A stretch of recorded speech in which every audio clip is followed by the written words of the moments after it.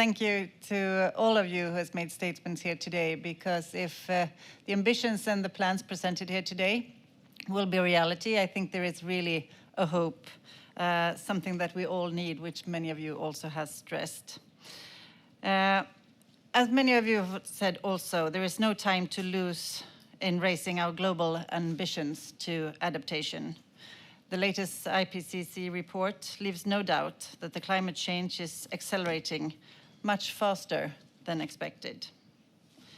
We think that the NDCs and the national adaptation plans are rightly our starting points for raising ambition and the quality of our actions on adaptation. This is needed if we are to implement the Paris Agreement in a systemic and coherent way.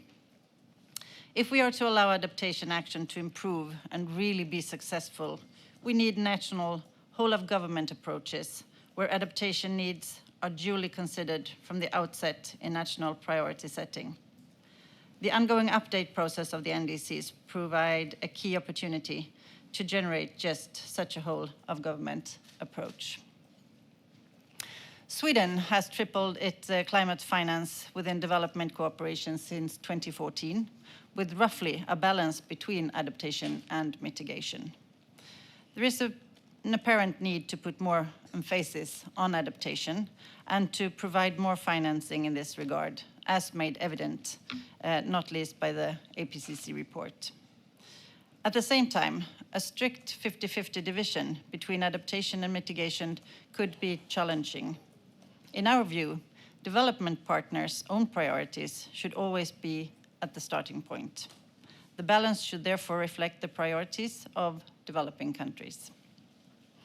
Sweden is one of the major donors of the Green Climate Fund, which sets aside 50% to adaptation. We have been a consistent top contributor to the Adaptation Fund and the Least Developed Countries Fund. And in 2019, Sweden was the first country to sign a multi-year, 4-year agreement with the Adaptation Fund and the LDCF. Sweden is also sharing the board of the Adaptation Fund this year, and we are pleased to see an increased interest from potential donors to the fund. It is continuously building increased national capacity for the climate adaptation in developing countries by its pioneering direct access modality and sharing best practice of successful projects on the ground. And ahead of COP26, it's crucial that all donors step up to this momentum, as many of you also have said. The $100 billion goal in climate finance is a promise that we all must honor. In parallel, we need a dedicated focus on adaptation. But even more important for the climate, we have to quickly take decisive steps towards a global climate economy, an economy that is environmentally sustainable in the long run.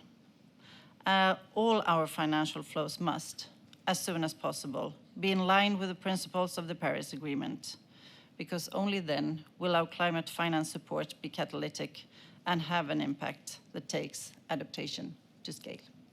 Thank you.